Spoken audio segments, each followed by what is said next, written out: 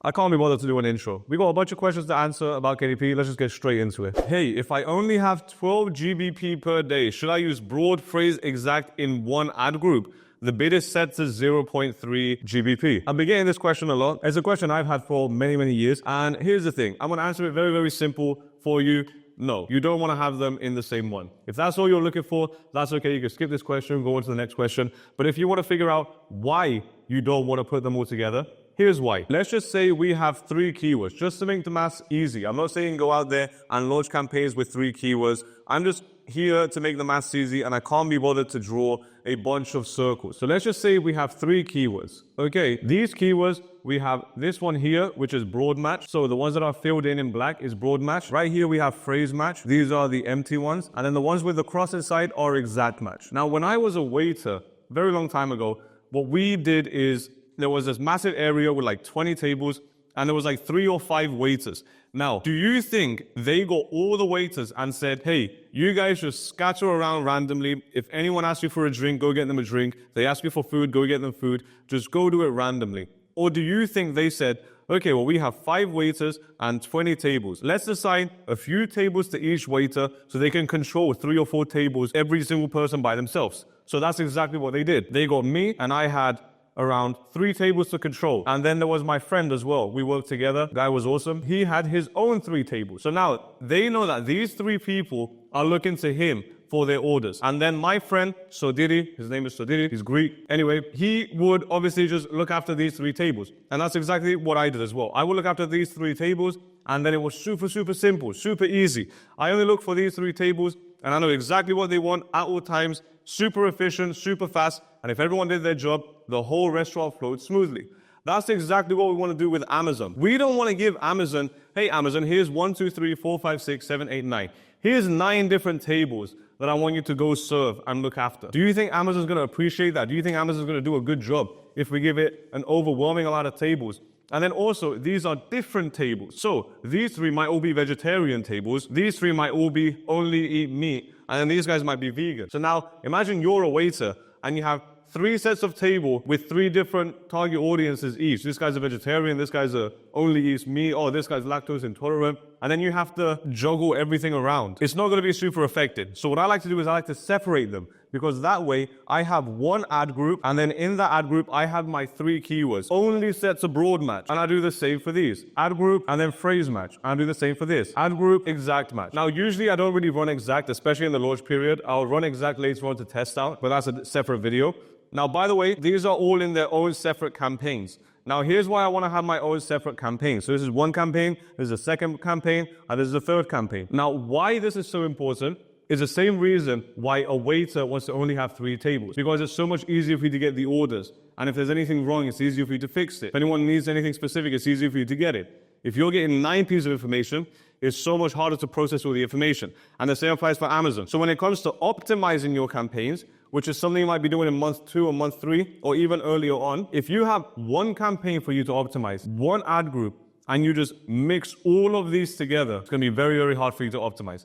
Extremely difficult for you to optimize. Not impossible, but you're wasting so much time. If you have 3 of them separated, not only will the algorithm work better because it knows that all the keywords in here are broad match. We don't have to do any other separate calculations because some of them are phrase match or some of them are exact. It knows exactly what it's doing, and then you know when you're optimizing, hey, everything I'm optimizing is all set to broad. Everything I'm optimizing in here, they're all set to phrase. Everything I'm optimizing here, they're all set to exact. Now, sometimes broad, phrase, and exact, they can have the same exact keyword, but they'll have a different bid or a different bid that actually works. So for broad, you might get an 85-cent bid. For phrase, that same exact keyword might cost you $1, and then for exact match, it might cost you $1.20. Well, now, if you're trying to optimize your campaigns, and not only is everything mixed up, and not only is everything have a different price as well, a different bid, it's going to be so difficult to optimize everything. So that's why I like to separate everything in their own campaign. Anyway, I hope that answers your question. Next question. Hi, Barry. I understand the point about social proof. I just want to ask one question. Does the Amazon algorithm, as far as you can tell, show a book more as it gathers more reviews? Or are reviews mainly for the buyer seeing the book and thinking of buying? That's actually a really good question. And I think the answer is actually going to surprise you. So your question is about reviews. Now, are reviews for the buyer or is it for, I can't even spell buyer. Let me try and do that again.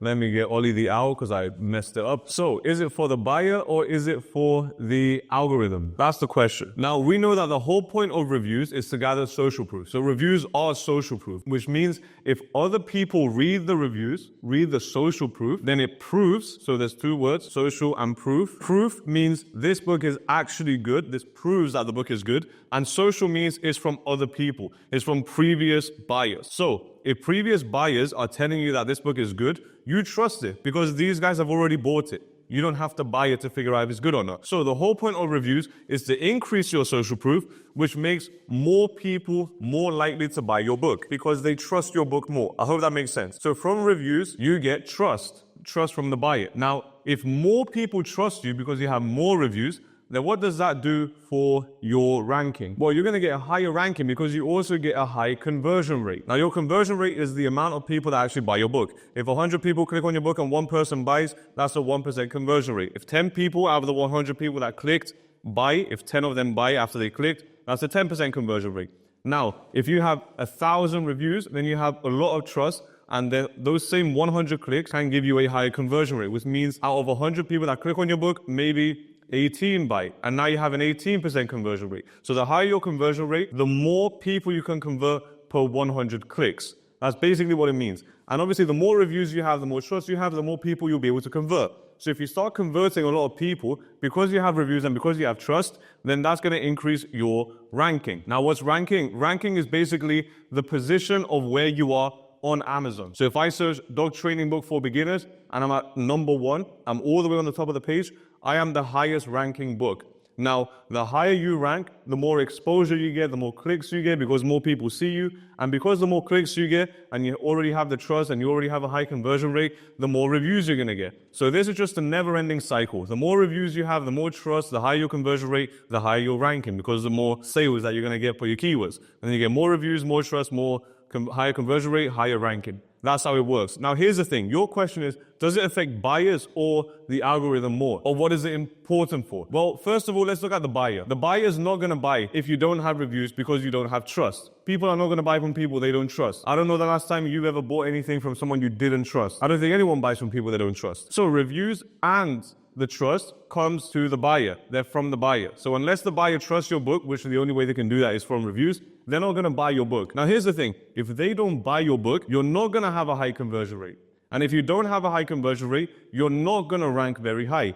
Now, these two things are the algorithm things. So to answer your question, it's not about whether it's more important for the buyer or the algorithm. The answer to your question is they're important for both because the whole point of reviews is to please both Amazon and the buyer. And the more reviews you have, the more you please the algorithm because more people buy. Amazon makes more money, your conversion rate is higher, so the algorithm pushes your book higher, so you can make more money, and your conversion rate increases, you can get more reviews, increase your conversion rate again, get more money. So as long as you're making Amazon money, and your book is making Amazon money, because it has enough reviews to build trust from the buyers, then the whole process is going to work. So both of them are equally as important. I hope this answers your question. Let's move on to the next question. Quick question. Does Amazon ads work without reviews? I do not have reviews for my book. That's a good question, and it's actually one of the most common questions I get. First of all, we need to figure out what you mean by does Amazon ads work with no reviews? What does the word work mean inside your question? Now, work for some people might mean 1,000 sales. If I get 1,000 sales from ads, then that means my ads are working. For some people, work might mean I get at least one initial sale from ads. That means the ads are working. For other people, it might just be get impressions. That to them might mean the ads are working. So first of all, we need to determine what Amazon ads working actually means. I'm going to show you what that means right now. Now, the whole point of running Amazon ads is for one specific reason. Now, I'm going to let you guess the reason. What is Amazon ads' purpose? Is it to force people to click on your book? So can you pay Amazon ads to force people to click on your book? Definitely not. You can't force anyone to click on your book. Can you pay Amazon ads to force people to buy your book? Can you force them to buy it by paying Amazon ads? Definitely not. Can you force people for reviews to leave a review on your book using Amazon ads? Definitely not. You can't pay Amazon ads to force people to leave a review. So if you can't force them to click on your book and you can't force them to buy your book and you can't force them to leave a review on your book, then what are you paying Amazon ads for? Because you're obviously exchanging your money for something. What is that thing you're exchanging it for? That is to force exposure. That's all you're paying for with Amazon ads. You're paying for exposure. Now, what does exposure mean? Exposure means you get impressions. If you're bidding high enough and you have my strategy and you're actually doing everything correctly with your ads and your book is showing up, then you're paying to get as many impressions as possible. This is what Amazon ads is doing. So as long as you start getting impressions for the keywords that you're giving Amazon ads, then I count as Amazon ads working. But I know that's not what you mean. I know the question you're asking is, if I run Amazon ads, can I be profitable with 0 reviews? Now here's the thing. We talked about reviews before, which is perfect. And you can see that if you have a lot of reviews, your conversion rate increases. Overall, the whole process just becomes a lot smoother. Now, if you don't have reviews, then you're purposefully making people distrust your book. So the people that do click on your book, they don't trust you because you have 0 reviews. Now, let me ask you something. Can you tell me the last book that you bought on Amazon with 0 reviews? Actually, let me make it a little bit easier for you. Can you tell me the last product you bought on Amazon with 0 reviews? You personally, you saw it, you clicked on it, you saw, oh, it has 0 reviews. Yes, I want to buy this. I guarantee 99.9% of you watching this video have never bought a product with 0 reviews. Why is that? Because you don't trust it. So, does Amazon ads work without reviews? Well, if Amazon ads purpose is to force exposure, because the whole point of Amazon ads is to pay to show up higher, to show up on people's screen. You can't force them to click on your book or buy your book or leave a review, but you can force Amazon to show you in specific places if you pay for it. If I pay Amazon, it can show me on page 1 for Dog Training Book for Beginners, all the way on the top if I pay it or if I give it a high enough bid. So I can pay for exposure, but I can't pay for the rest of the funnel. This is all up to you. Whether they click on your book or whether they buy your book or whether they leave a review, this is all up to you. This is based on how good your book cover is, how good your A+ content is or your sales process is. If you have anything in the manuscript that allows them to leave a review, maybe a QR code or something. But the whole point of Amazon ads is you pay for impressions. You pay to show up. Now, if you pay to show up in front of 1 million people, I don't know if this is 1 million or 1 trillion, but there we go, 1 million people, and you give them a book with 0 reviews and your conversion rate is 5%, then 5% of these people will buy your book. Now, if you do have reviews, let's say you have 10 reviews, and now your conversion rate is 12%, well, you just more than doubled your sales from the same amount of people. So the Amazon ads are still going to work the same. In fact, they're going to work better if you have a high conversion rate, but that's another video. They're still going to work the same. They're still going to show your book in front of the people. It's just the people aren't going to be buying or clicking or reviewing because they can't review unless they buy it. They can't buy unless they click. Now, this is a lot to do with your book cover, but buying is very, very hard to convince someone to buy something that they haven't seen a review for. If I go to you and you definitely need a heart surgery, and I say, hey, come to me. I've done a heart surgery before. I've done 1 heart surgery. You want to come to me? Or do you want to go to the guy that's done 120 successful heart surgeries in the past year? Who do you trust the most? Who are you going to risk your life with? Obviously, I know we're selling books. We're not risking our lives with heart surgery.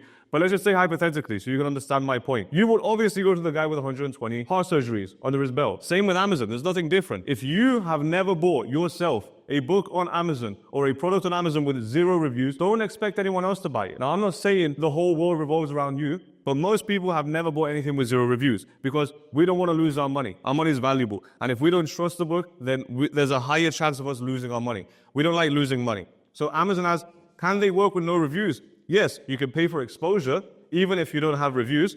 But are your ads going to be profitable? Is your book going to be successful? Are you going to start being placed in the correct positions of the algorithm? Probably not with 0 reviews because you don't even have enough trust to have a decent conversion rate. Now, sometimes it can work in the short term, sure, but I'm not here to show you how to make money or get rich quick in 5 days or less. No, I'm showing you how to actually run a long-term business. And hopefully you can sell it one day and just sit on margaritas, sit on the beach and drink margaritas all day. Anyway, next question. What modifications, if any, do you make in the way that you market a book in a subject area for which you have no topical authority?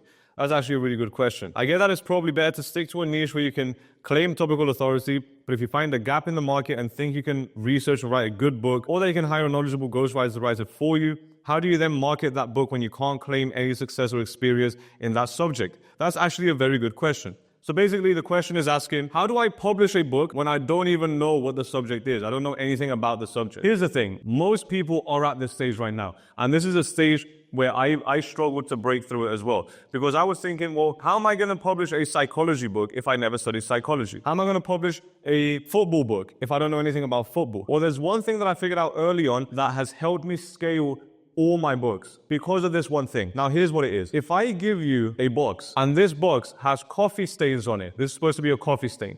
It has coffee stains. It fell in mud. It's a little bit ripped. and it's all broken. It smells disgusting. It smells like it was just landed in a garbage bin and just got picked up from a garbage bin. This is not the most attractive box in the world. You might be repelled by it. Now, if I give you a nice present, I can't draw boxes, but I'm trying my best. I can't do perspective. Yeah, I'm not an artist. I'm just here to teach people how to make money with books online. But anyway, let's just say you have this present as well. This present smells like strawberries, and everything is so so neatly packed together. This present looks absolutely amazing, right? While this present smells bad, looks bad, it's not nice. So which one of these two would you pick? If I was like, hey, John, or whatever your name is, I don't know who's watching, I can't predict your name, but let's just say, you who's watching this, you right now, I'm talking to you, which one of these would you rather pick? Now, let's assume that you picked this present. The reason you picked this present is purely because of packaging. Now, here's the question you should have asked. Do you even know what's inside the box? You have no idea. I didn't tell you what's inside the box. Inside this box, you might have 7 pieces of gold bars. I don't know if that's correct English, but 7 gold bars in here, worth 100K. I don't know the price of gold, so I don't know how much each bar costs, but let's just assume you have 100K worth of gold bars. In here, you're gonna have a packet of Tic Tacs. You don't know what Tic Tacs is? It's just like little candy pills or something. Anyway, they taste amazing. You get it in multiple different flavors, orange and mint and everything.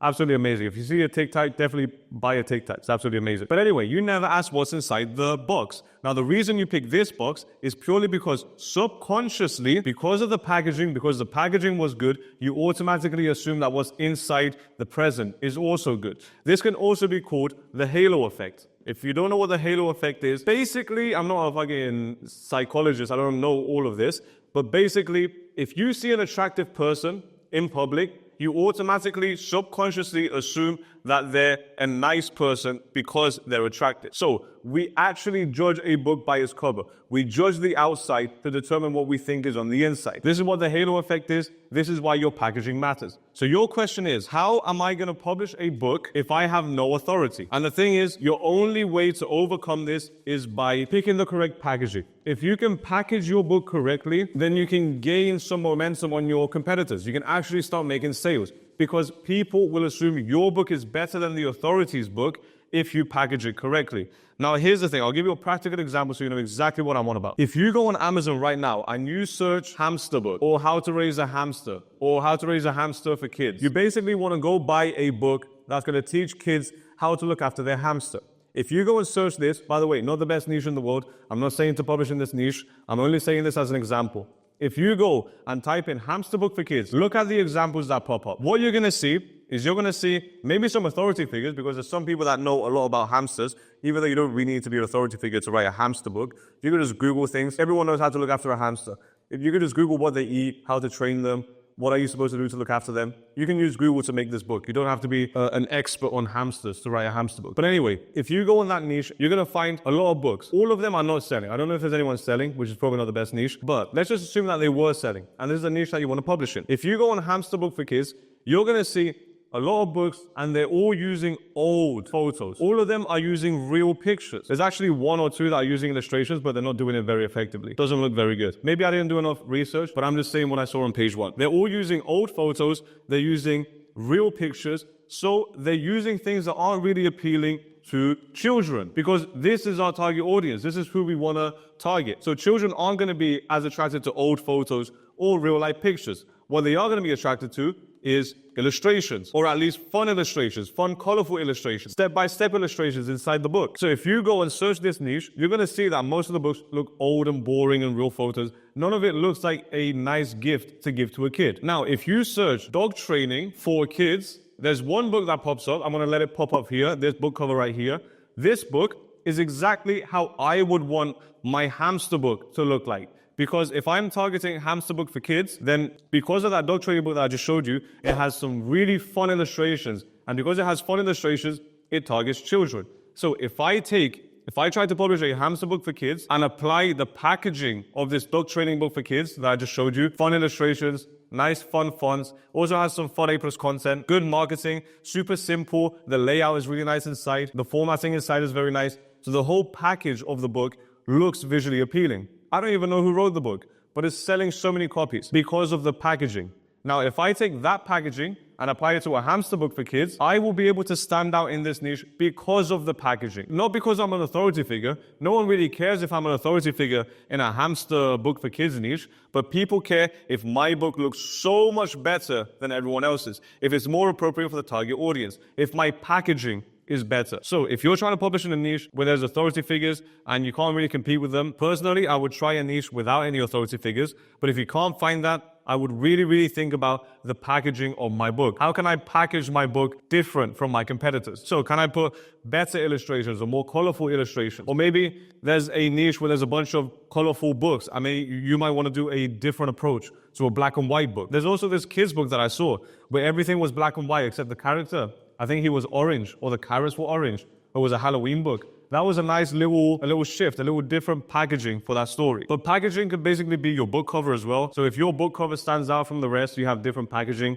You're going to use those same elements for your A+ content. The way you write your description is important. As long as you understand your target audience and you can package that book in a way that they really want it, it's exactly what they want, then you can overcome the authority status thing. People will buy from you even if you're not an authority figure. As long as you have a better book, people don't really care who wrote it. They just want the information and they want it in the most fun to read way possible, or the easiest way to consume possible. If I give you a really boring book, most people aren't going to read it. If I take that same book and I twist it and make it super fun to read, super easy to read, illustrations, step-by-step instructions, then more people are going to be more likely to read it and more people are going to want to buy it because it's easy to consume.